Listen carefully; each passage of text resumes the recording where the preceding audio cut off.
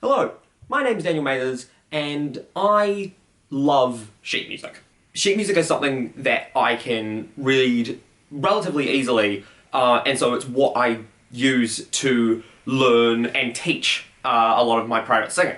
But recently it's come to my attention that a lot of my students don't know how to read sheet music, and that's completely fine. For a lot of people, it's not that they actively haven't tried, it's just that it's something that's never come across to them. In this video, I hope to explain how to read sheet music if you're just given a piece of sheet music and you have no understanding of music theory at all. So I'm going to be explaining a lot of these theories and concepts quite quickly.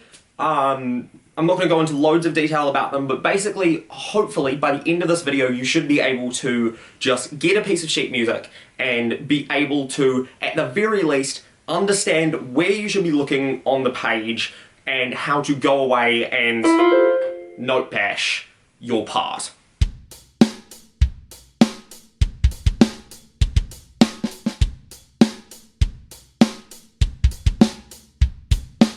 So we're just going to jump in and start looking at a piece of sheet music. This is Tonight Belongs to You from the musical The Prom, written by Chad Beguilin and Matthew Schuyler. The first things that you will look at, naturally, when you look at a piece of sheet music, is up the top, you've got the title.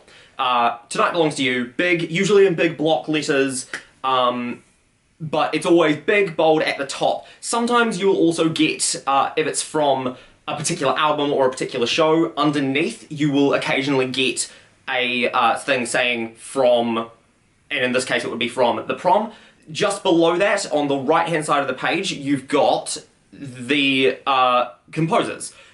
Generally, on the top right hand side, you would have the composer, and you would have the musical composer, so whoever wrote the music, and then occasionally on the left, opposite that, you'll have the lyricist. For example, in this piece of sheet music, which is I've Been from the musical Next to Normal, you can see on the top right hand side it says music by Tom Kitt, and then matching that on the left side of the page you've got lyrics by Brian Yorkey. This is the standard way that sheet music is laid out, so if you ever just see, for whatever reason the music doesn't specify who's the composer and who's the lyricist, but instead just has names in either of those places, you can generally assume that the composer of the music is on the right and the lyricist is on the left. Next thing you might notice on this page is the little text that comes just above where the music starts.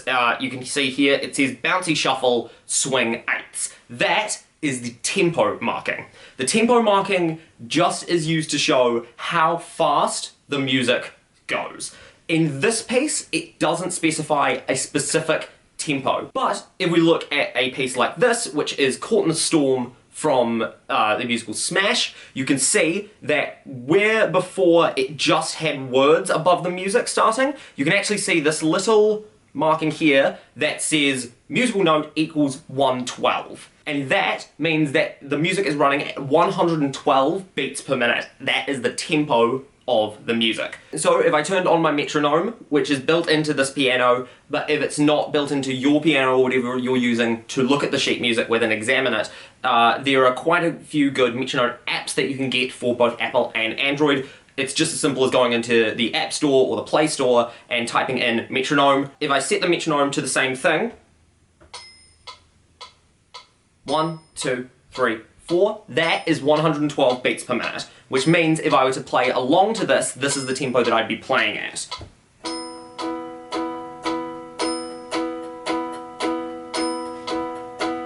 So that is what that would be. Next thing to tackle is the actual musical staves themselves. A stave is that collection of 5 lines that you see. You see it once here, and then 2 more times there. So all of those are referred to as musical staves, going from top to bottom. On most sheet music, most sheet music that most singers will come across anyway, the top line is generally the solo singer line. So in this piece of music, you've only got one singer at the beginning, so that is where you're looking to get your notes. and the lyrics, as you can see in this fourth bar here. Each line of the stave is separated by what's called a bar line, which is a line that separates the bars. So we've got one bar here, and we've got another bar there, another bar there, and another bar there. So you've got 4 bars in the first, what is called a system of staves. Since the singer's line is the top stave, the bottom 2 staves are for the pianist. Most sheet music in Western notated standardized sheet music is written for at least one singer and one pianist. The piano is the main instrument used in sheet music. That's just the way that Western music has been created and notated for the most part. You'll notice on the side that it's got a little bracket that combines the 2 staves for the piano, and what that signifies is that you've got 2 hands when playing a piano for the most part, and the right hand is on the top stave and the left hand is on the bottom stave for the most part. It can be very changed, but in 95% of sheet music that you will ever look at, this is the case. So remembering that this top stave is the right hand and this bottom stave is the left hand. So if we got our sheet music and turned it to the side, we would be able to infer that the right hand is closest to the higher end of the piano, left hand, lower end.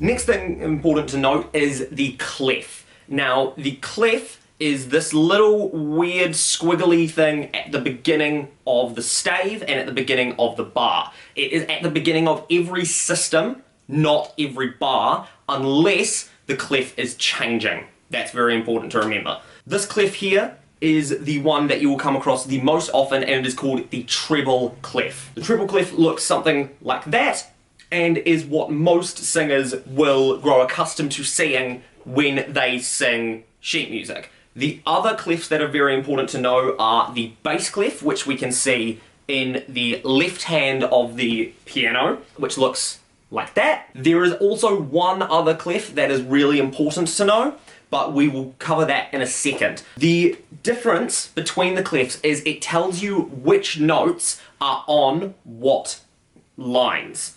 Because between the bass clef and the treble clef, the lines where the notes are found are not the same. In the treble clef, going from the bottom to the top, we start with our first line, and that note is E. Going up to the next line above that, we go up a third to G. Going up another line is another third to B, another third to D, and that top line up a third to F. In the spaces of those lines, so not on the line itself, but in between the lines, we have the notes F going up a third, A going up a third, C going up a third, and E. A really important way to remember that is what's called the order of thirds. FACEGBD, or FACEGBD, FACEGBD, is the order of thirds. The order of thirds is really helpful in remembering what notes are on what lines in which staves, and is also used to help us build and stack chords. So looking at it, if we start on the treble clef, bottom line is E, going up a third, we get to G. Then going up another third, we get to B, another third, D, and then it wraps around. So after D comes F. Then if we were to go up again, we'll go to A, to C, to E, back to G. There are quite a few little sayings and things to help us remember this. The one that I use is every good boy deserves fruit. There are a lot of other ones. That's just the one that helps me. Something also helpful to remember is not actually in terms of the lines itself, but in terms of the spaces in between the lines, and that going up is face. F-A-C-E, face in the space, is how I remember the treble clef. When we're looking at the bass clef, however, it's once again different. Not in terms of how we count it up, but more in terms of where our starting point is. So, when we're counting up thirds and trying to find our notes in the bass clef, it's important to remember that the bottom line is G. It's not E, it's G. But once we know that, we can do the exact same thing and count up thirds to get up our lines. So if we start with the bottom line is G, we go then up a third to B, up to D, wrap around up to F, then the top line of the bass clef is A. I don't have a little saying to remember the lines for bass clef. I tend to remember the spaces, which is A, C, E, G. And I remember that by remembering that all cows eat grass. And these notes directly correlate to notes on the piano. So if we were to go up in thirds on the treble clef, we would start on this note here, which is an E.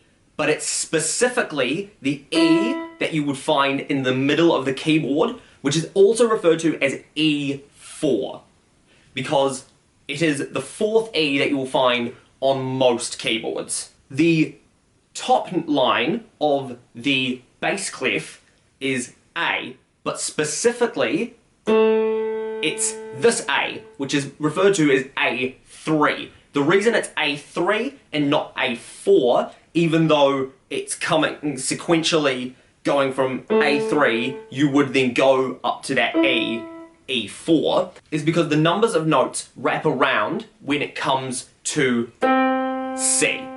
C is the middle note of the piano. It's referred to as middle C, and a lot of music theory is based around middle C. A great example here, as we just recapped, is that the top line of the bass clef is this A. The bottom line of the treble clef is this E. Directly in the middle of that, if we remember FACEGBD, A, upper third, is C. This C, this middle C, or C4, is bang in the middle between the treble and bass clef. So, in theory, you can count up in thirds all the way from the bottom line of the bass clef up to the top line of the treble clef. And that would go like this.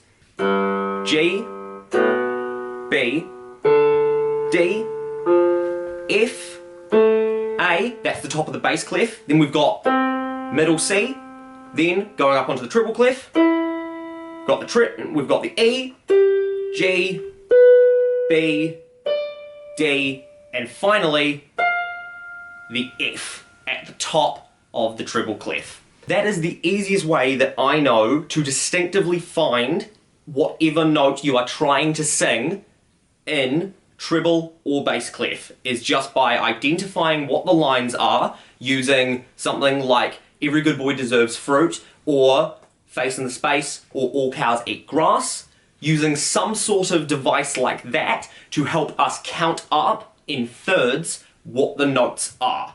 However, if you have a lower singing voice than, say, a soprano or an alto, you may find yourself coming across another clef. This clef here.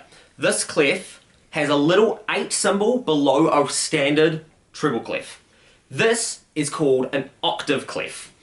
And what an octave clef indicates, that little 8 underneath means that treble clef, as it's written, is actually sung or performed an octave below where it is. An octave is going from one note on the piano to the exact same one, either higher or lower. So, for example, this C, middle C, if I went an octave up to this next C, it's the same note, but one octave higher. So, there. In this clef, if, for example, you had a note written on this line here, usually that would be F, and it would be F4 after C4, because, as we remember, it goes A3, B3, C4. C on the keyboard is where the number goes up. So, usually, it will be written as an F4. However, even though a lot of lower voices might be able to sing this note here, once we get up into the higher notes of the treble clef, say for example the middle line, which is a B, it starts to get very high. And especially once you reach the top line of the treble clef, this F here, I can't sing it. I can't sing that note there. So instead of just writing all the notes super low, what people tend to do is they put a little 8 underneath the treble clef, and that means that the entire treble range, so would be from E4 up to F5, that actually gets shifted down an octave from this E here to this F, which is much more comfortable for a lot of tenor and baritone bass voices.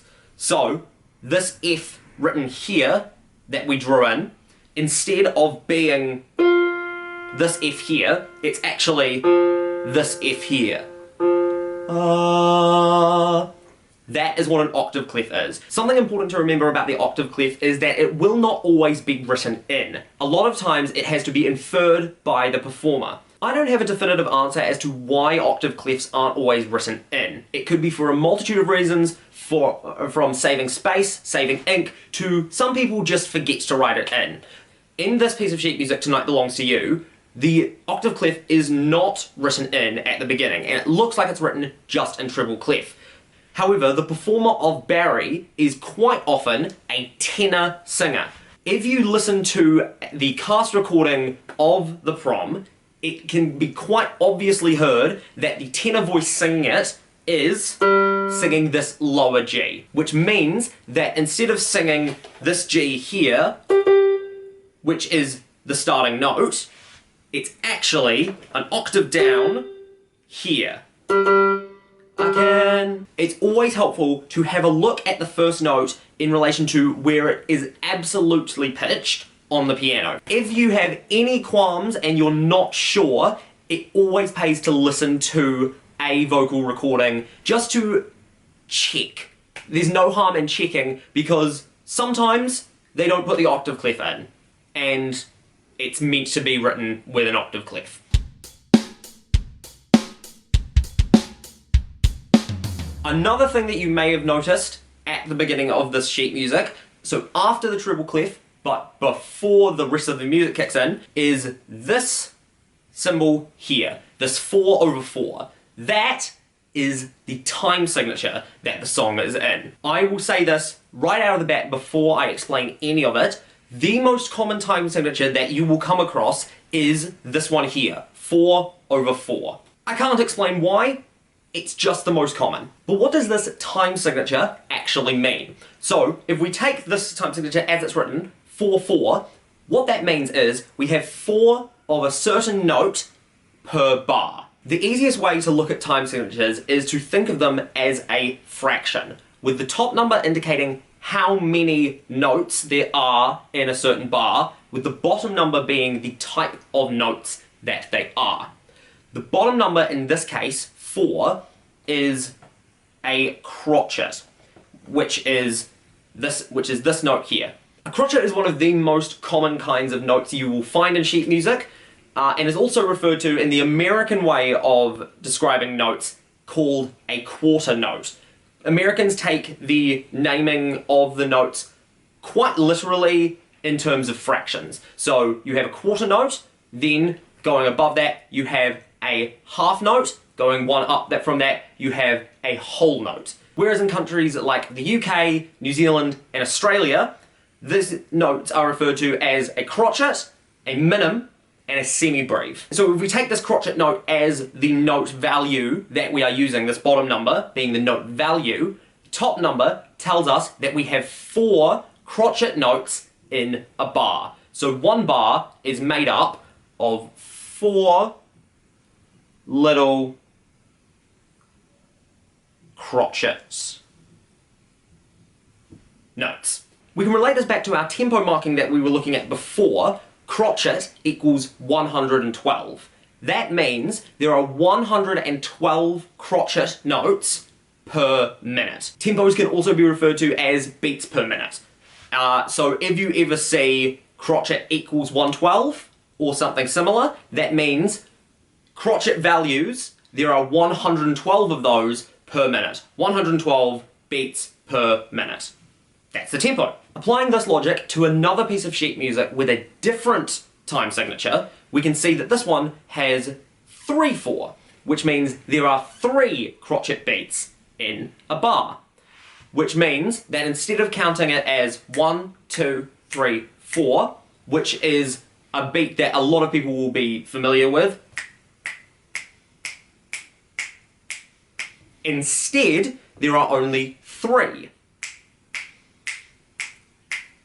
1, 2, 3, 1, 2, 3. It's important to know how note values fit into bars at the same time. So, like we mentioned before, a crotchet or a quarter note fills up 1/4 of the bar. There are 4 of them in any given bar of 4/4. Quarter notes fit 4 to a bar. Minims or half notes only fit 2 to a bar. Semibrieves only fit 1 to a bar. One semibreve is worth the length of 4 crotchets, or one whole note is the same as 4 quarter notes in 4/4. If we divide our quarter notes or crotchets even more, we get what are called quavers or eighth notes. It means that instead of just having 4 in a bar, boop, boop, boop, boop, we instead have 8 in a bar. So that would look like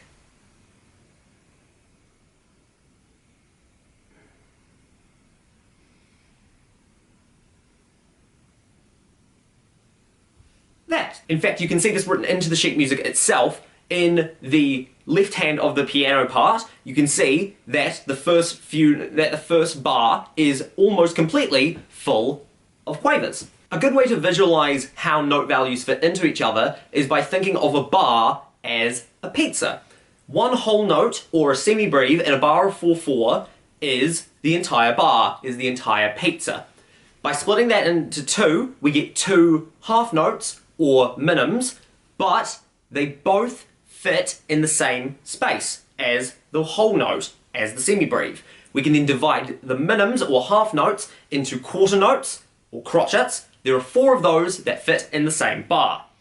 Dividing it again, we can have 8 quavers, or eighth notes, in the same space as 4 quarter notes, or crotchets, 2 half notes, or minims, or 1 whole note, or a semibreve. And that is a very easy way to visualize how notes combine with each other and fill up a bar. However, it's important to remember that this mainly applies when looking at songs written in 4/4. In this song, Reindeers Are Better Than People from Frozen, it is written in 3/4, which means that 3 quarter notes is the length of the whole bar, which we can see in this first bar here. 3 quarter notes, length of the entire bar. However, you can also see in the left hand of the piano what looks like a half note or a minim with a dot next to it, and that takes up the entire length of the bar. This dot next to the half note means that you take half the length of the note and add it onto itself, which is a little bit hard to wrap your head around, so I'm going to explain this visually. In a bar of 3/4, we have 3 crotchets. 3 crotchets can be condensed into 1 half note, or minim, and then 1 crotchet. We can't have 2 minims or 2 half notes in one bar of 3/4. It just doesn't fit. What the dot means is that you take half of the value of the note, so remembering here that 1 minim note is 2 crotchet notes, or 1 half note is 2 quarter notes. We take half of this and add it on to the value of the note itself. So since a minim or a half note is worth 2 crotchets or quarter notes, it means we half 2 and get 1. Half the value of a minim is 1 crotchet. So we take that crotchet and we condense it into a dot and we put it on to the minim.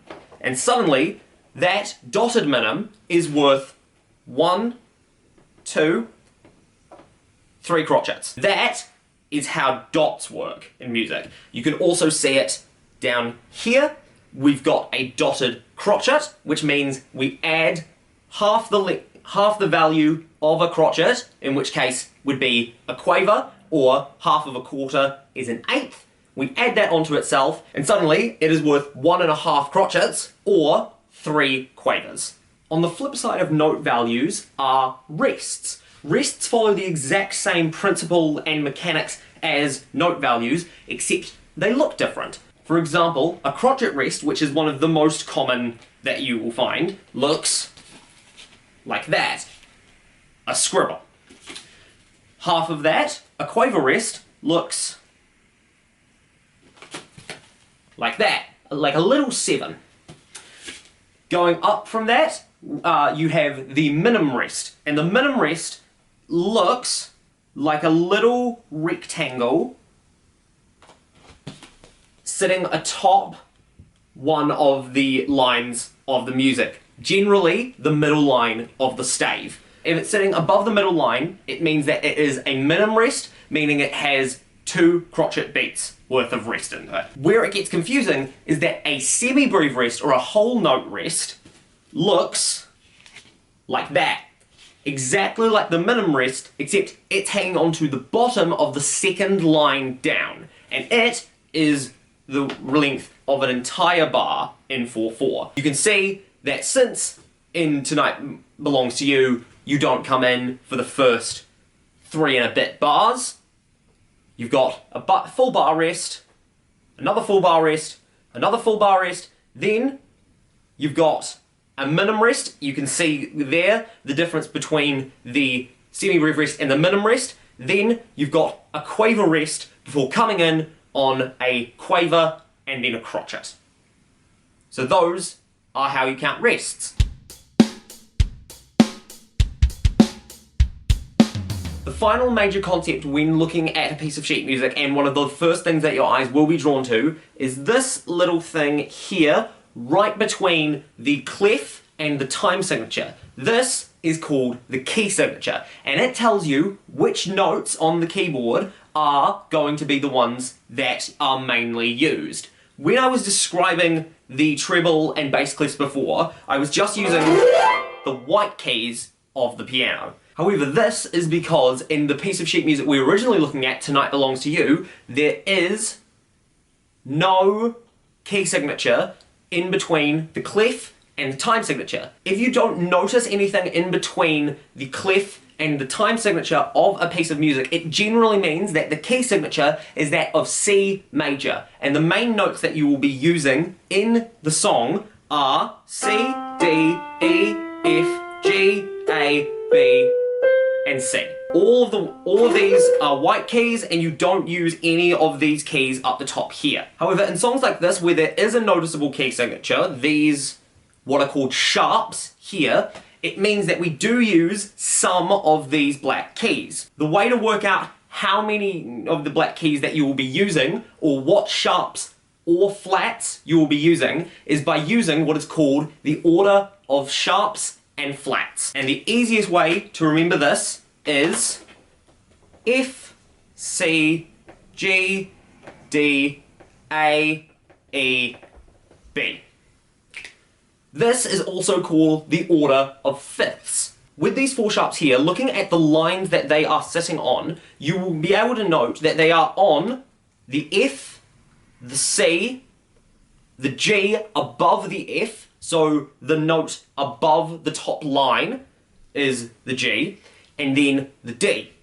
So in this key signature, we are using the keys F sharp, C sharp, G sharp, and D sharp. instead of standard Fs, Cs, Gs, and Ds. So if I were to play this scale, we starting on C, except it's on C sharp, we would go C sharp, the next note up would be D, but we're using D sharp instead. E is standard, we still use that. F, instead of F, we use F sharp. Then looking up, we don't use the G, we use G sharp. Going up to A is normal. Then B, we're back at C sharp. The way that we know which key this is in, because like I said before, if there's no noticeable key signature, it's the key of C major. The way that we work out what the key is by taking the last sharp that we have, which in this case is a D sharp. We take that and go one semitone above that. One semitone is one step on the piano. So going from one key to the next is one semitone. Taking the D sharp, which is the last sharp in the key signature, going up one semitone, E.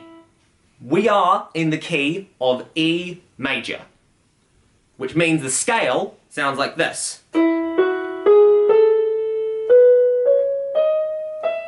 And you will notice that that has the same rhythm and progression as the C major scale, except we are starting on a different note. If, however, we're looking at a song that has flats in the key signature instead of sharps, the way that we work it out is slightly different. The order is the same as the order of sharps, except it's reversed. So if you notice, this first flat is on B, the next flat is on E, next one is on A, the one after that is on D. If we were to continue on, looking at the similarities between the order of sharps and the order of flats, you noticed that it is just reversed, meaning the next flat would be G, the one after that would be C, and then finally F. A good way to remember the order of sharps and flats is by using this phrase: Father Charles goes down and ends battle. That is the order of sharps. Reversing that, battle ends and down goes Charles's father, is the order of flats. The way we find the key signature for flats is much simpler than how we do it for sharps. Rather than taking something like the last flat or the last sharp and going up or down or something, all we have to do is locate the second to last flat. In this case, that would be this one here, this A flat, and that is the key signature. A flat major. The only key in which this doesn't quite make sense is the key of one flat, and the easiest way to remember which key that is by thinking that one flat is the key of F. There is a way to scientifically prove that one flat equals F, something to do with maths and some other way of working it out, but it will make your life a lot easier if you simply remember that one flat equals F. If I were to play the key of A flat major, it would look like this. We have A flat, followed by B flat, then C isn't flat, so we just play that regularly. Then we have D flat, then going to E flat, then F is regular, G is also regular, and finally A flat. You will notice there that I played what looked like some of the same keys as some of the sharp notes, and that is because some of the keys have to share names. For example, this note here is F sharp, but it's also G flat, because if we took this F and moved it up a semitone and made it sharp, it's F sharp. But if we took this G that's above it and we flattened it slightly to go one semitone down, it would also be G flat. So F sharp and G flat sound the same, but mean different things in terms of the context of what's around it. This is called enharmonic equivalence. There are many good videos online that explain it in more detail. It's just important to remember that these black keys can quite often be both sharps and flats. In fact, some of the white keys can as well. If we look at something like E sharp, this is the note E. If we moved it one semitone up to become sharp, we are playing what would standardly be the note F. However, since in any key where we would use E sharp, we already have to be using F as F sharp, F becomes E sharp.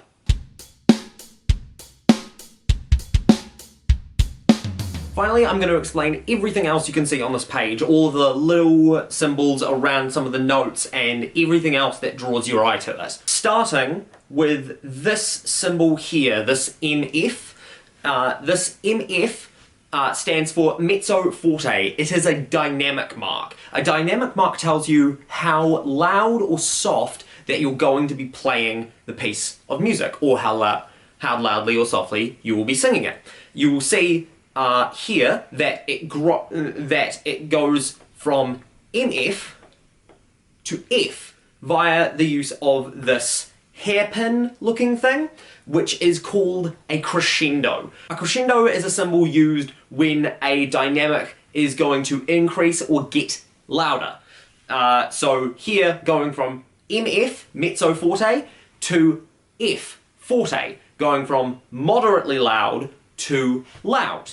Generally, the dynamic markings that you will need to know range from the quietest being 2 Ps, or pianissimo, meaning very soft, all the way through to 2 Fs, fortissimo, very loud. And all the ones in between, it goes from softest to loudest, goes pianissimo to piano to mezzo forte to forte to fortissimo. And just as a crescendo marking means that the dynamic slowly grows louder, there is the exact opposite thing called a diminuendo, which is the exact same thing but flipped around, so it goes gradually quieter, whether that be from forte to mezzo forte, or piano to pianissimo. Growing softer is indicated by a diminuendo mark. You may occasionally also come across a marking that has an S in front of it, that like this one, sforzando, which this means suddenly. The S stands for subito, which means suddenly, and then FZ means forzando, which means loud. So if you ever see a mark that is SFZ, then it means sforzando, suddenly loud. Above some bars of music, you may also find a little letter like this one here or this one here. These are chord symbols. So for people who are not as trained in reading sheet music, but still want to be able to follow along, this is a category that I fit into. I can't sight read sheet music and sight play it immediately, but I do know chords and I know how to play them. For example, I know how to play the chord C, which is above this bar, that you can see here. So if I were to play along with this, I would be able to see that it's, okay, it's C here, and then it's C for 2 bars, and then it goes to E minor 7, which I can work out is that chord there. So I could theoretically go to and follow along the music without actually having to know all of the notes and be able to perfectly read it. In some pieces of sheet music, and more specifically standalone pieces that you might buy off the internet or piano vocal selections, you may also see that the chord symbol comes with a little diagram of a guitar fretboard. This is just another way of showing what the chord looks like for if you had someone who maybe wasn't so good at playing piano but was able to play guitar. So I would be able to look at that chord and be like, okay, it's a G, and then following what the symbol is on the chord sheet, I can play and play along that way. Quite often, the chord symbols on the guitar will be quite weird because they were not designed to be played on guitar and have instead been retrofitted, but more often than not, you will be able to play along with a piece of music using these chord symbols on guitar as well as piano. Next, there are a few symbols on this page that are attached to notes themselves that give the note different meanings. For example, we can see this first note here has a little hairpin, what looks like a little diminuendo mark. What it is, in fact, is an accent mark, which means this note you play slightly louder than the ones around it. You put emphasis onto that note. This note here, we can find out using the A, C, E, G. This top note is a C. I can also count the ledger lines and find out that it is a C below it as well. So it is those notes there. So for example, it would sound something like this, and I'm just going to be playing the top note. It would usually be doubled with an octave below it, but my keyboard bottoms out at a C, so I can't play any of the notes below it. But, for example, it would sound like this. There's emphasis on that first note because you see that little accent mark. The little dot that you can see underneath these notes here is called a staccato marking. And a staccato marking means that you play the note very short and detached. So instead of playing it, this is a C over an A. So instead of playing it 1, 2, 3, 4, instead of playing it like that, I would instead play it shorter and a little bit more detached. So the difference between those, once again, if I was to play it normally, if there was no staccato mark, against there being a staccato mark. So a staccato mark means you play it a little bit shorter and a little bit more detached.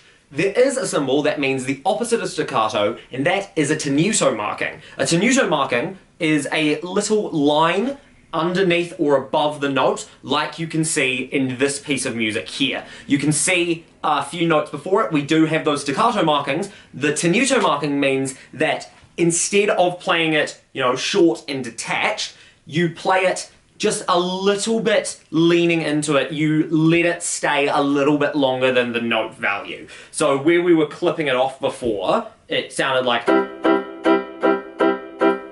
If I were to play that with tenuto markings, it might sound like this. So you just leave it a little bit longer, let it hang around for a little bit longer, more attached. So there's 3 points on the spectrum between staccato and tenuto. Staccato, which is quite detached. You have just standard notes. And then you have tenuto, where you lean into the notes a little bit more. Another very important symbol to learn is this symbol here, these curved lines that connect these two series of notes. This is called a tie, and a tie is used when a note is held through a bar line. Taking this example into mind, this over the bar line, it means that we hold this note, which is a B flat, so this note here, we hold that for the length of these two notes. So we hold it for a quaver at the end of this first bar and a quaver for the beginning of the second bar. Together that would be a crotchet, but because we have to distinguish where the notes are over the bar line, they are used as two quaver notes with ties attached to them. Occasionally you might see what looks like a tie connecting two different notes, however, like we can see in this bar here. We can see the note C sharp with what looks like a tie connecting it to B.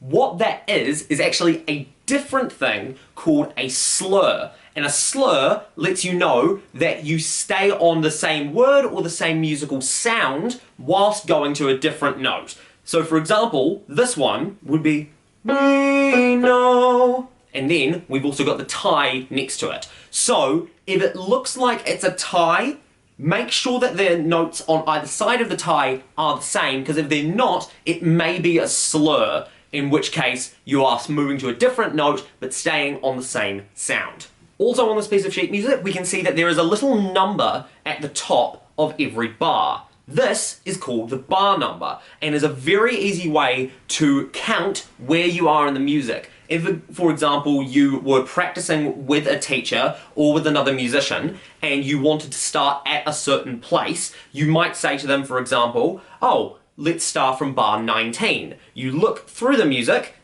Some music is helpful enough to have bar numbers at the beginning of every bar. Some just have bar numbers at the beginning of a system, and you have to count along from there. Some, very unfortunately, have no bar numbers. But in this piece of sheet music, we could just go, okay, bar 19, let's go. Let's look through it, and we can see it here at this bar. Bar 16 is the top of the page, then counting along, 17, 18, we find bar 19 there. Underneath it, we can see a different form of bar line called a double bar line, and a double bar line is quite often used to indicate different parts of the music. Going from verse 1 to verse 2, there might be a double bar line. It's very important to pay attention for these sorts of things so you know which part of the song you might be in. For example, in this song, we can see that there is a double bar at the end of bar 4, and then we, as the singer, would come in on bar 5. These first 4 bars are just the introduction to the song. Verse 1 begins at bar 5 after the first double bar line. In this piece of sheet music, Alexander Hamilton, we can see what looks to be a funky looking note head on the note B, which would be this note here. What the cross note head means is that this note is actually unpitched. So you don't have to sing, how does a bar sit?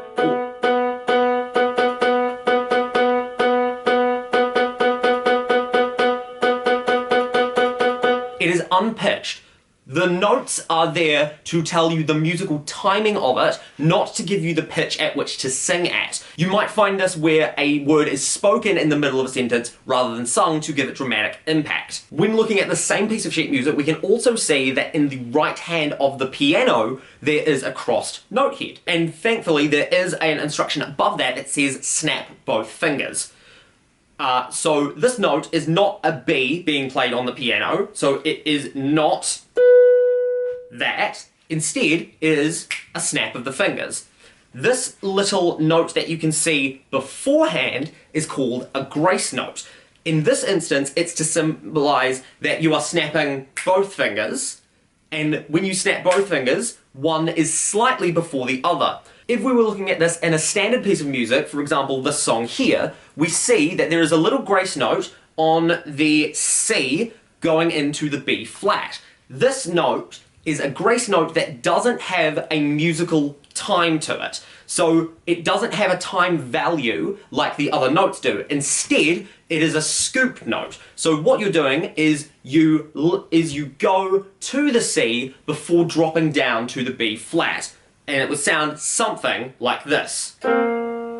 It's just the tiniest of notes, and it's something that humans do quite a lot when singing anyway. We will scoop down to notes. So if I would sing instead of happy birthday to you, I might go happy birthday, and that little ha is a grace note. It doesn't have a defined length, it's just a tiny little note to give a little bit of extra flavour to the note you're about to sing.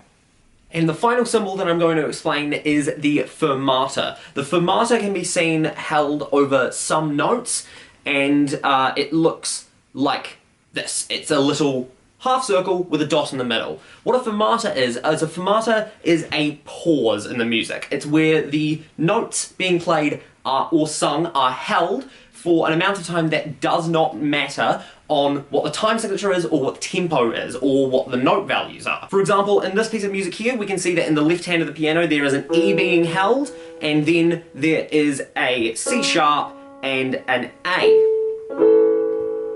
And that's held until the next bar comes in, which is generally a point where the pianist and performer will communicate with each other by some sort of nod, or in some pieces of music the chord is held so that the performer can come in at a point which suits them in the story that they're trying to tell.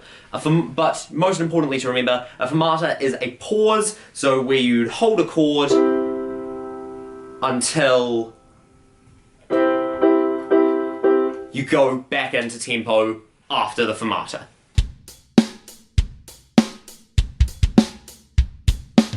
And so those are the fundamental concepts that you will need to understand to read most pieces of sheet music. This obviously isn't a comprehensive list. There are so many things in so many different pieces of sheet music that you will come across, but these concepts that I've taught you today hopefully will help you understand the majority of sheet music and will allow you to at least go away and be able to note bash it yourself. The best piece of advice that I can ever give you is, if you're ever curious about anything that you see on a piece of music and you don't know what it is, the best thing is to just look it up on the internet. There are a bunch of great YouTube videos that explain all of these concepts in much greater detail. There's also great articles written. Wikipedia is a great source for you to look at in terms of just knowing about these certain things. But if you're ever curious about anything, just Google it and look it up. That is how I learned the majority of my music theory knowledge, is by seeing something, not knowing what it is, and looking it up. The same way that if I see a word that I don't know what it is, I look up what the definition of that is, and suddenly it's a new part of my vocabulary. Music is very similar to learning a new language, and once you have your head around the basic fundamental elements of sheet music, you will be able to read a whole bunch of it, and your life as a performer will be easier. Thank you for watching. My name's Daniel, and I hope this has been helpful. Cheers, guys!